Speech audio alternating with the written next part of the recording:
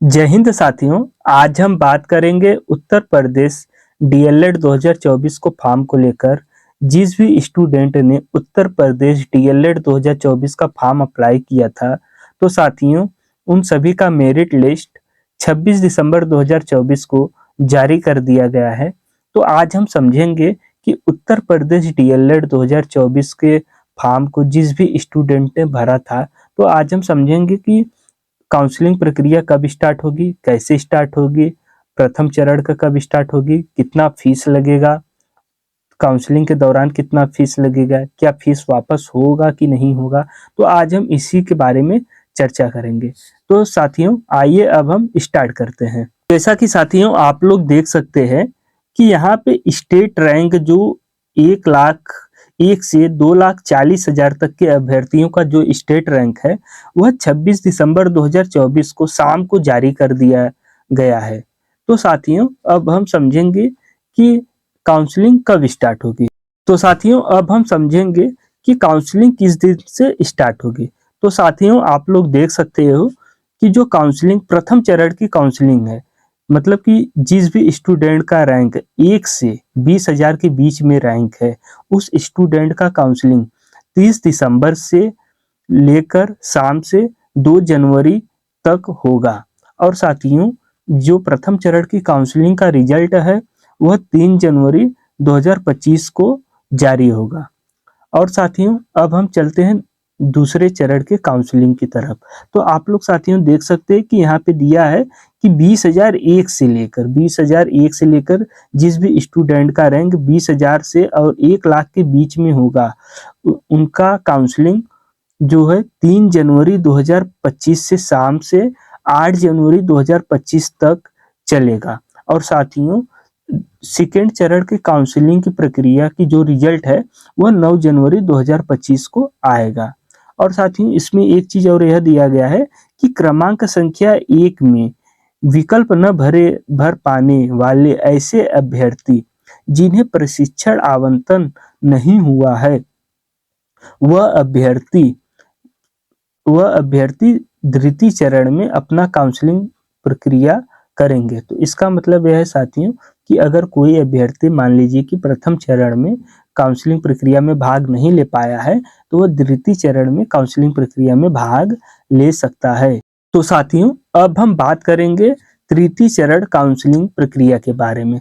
तो साथियों तृतीय चरण की जो काउंसलिंग प्रक्रिया है, वह 9 जनवरी 2025 से स्टार्ट होगा और 14 जनवरी 2025 तक चलेगा। इसमें किस किस स्टूडेंट का काउंसलिंग प्रक्रिया स्टार्ट होगा, तो साथियों इसमें 1,01 से लेकर 2,40,000 तक के रैंक तक, एवं इसमें साथियों और इसमें नीचे दिया गया है कि क्रमांक संख्या 1 एवं 2 में विकल्प न भर पाने वाले एवं ऐसे अभ्यर्थी जिन्हें प्रशिक्षण संस्थान आवंटित न हुआ हो।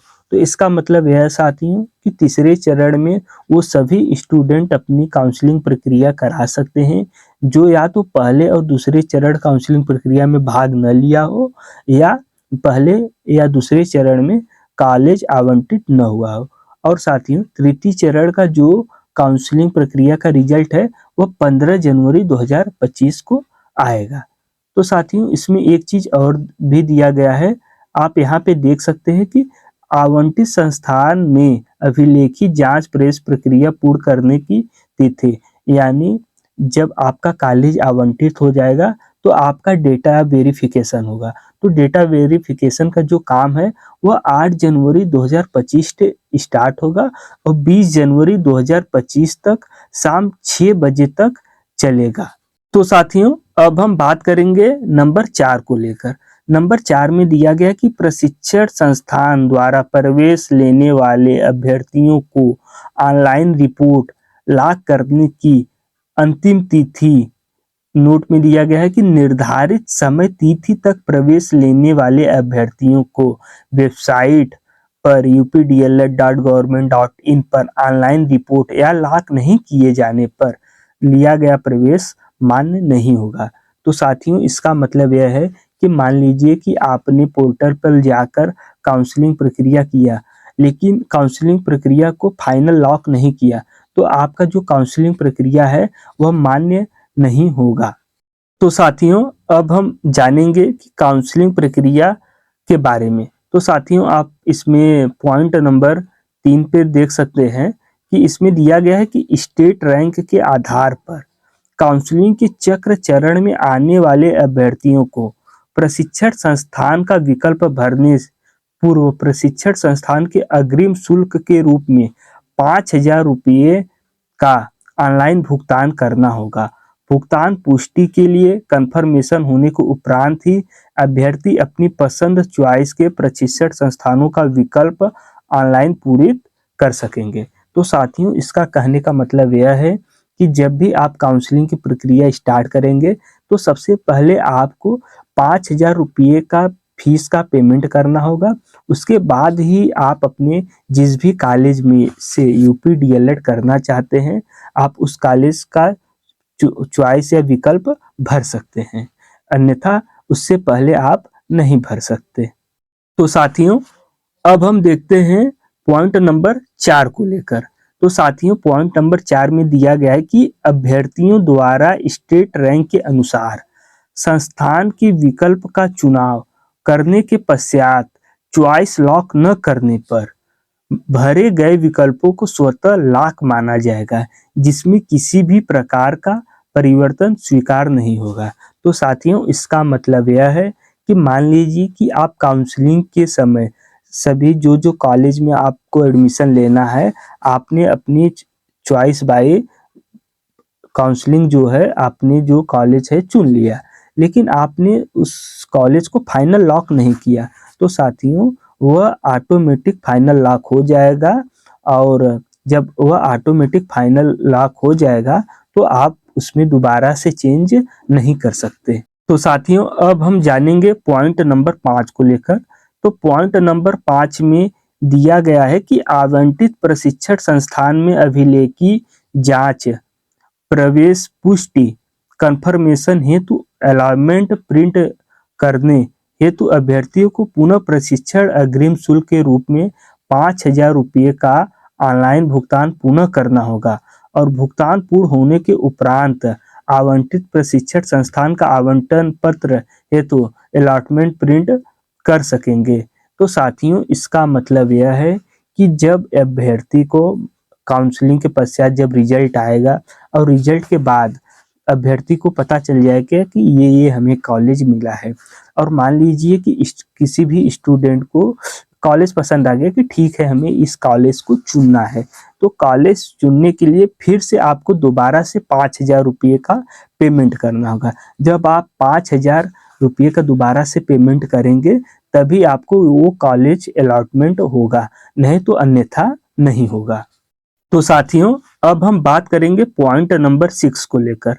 तो पॉइंट नंबर 6 में दिया गया है कि यदि अभ्यर्थी आवंटित प्रशिक्षण संस्थान हेतु पुष्टि नहीं करता है अथवा प्रवेश नहीं लेता है तो कॉलेज के अग्रिम शुल्क के रूप में भुगतान किए गए अलॉटमेंट फीस 5,000 रुपये अभ्यर्थी को वापस नहीं की जाएगी एवं काउंसलिंग के अग्रिम चरण में अभ्यर्थी को प्रशिक्षण संस्थान का विकल्प पूरित किए जाने हेतु 5,000 रुपये का पुनः भुगतान करना होगा। तो साथियों, इसका कहने का मतलब यह है कि यदि कोई भी स्टूडेंट जब शुरू में काउंसलिंग कराएगा तो सबसे पहले उसे 5,000 रुपये का पेमेंट करना होगा।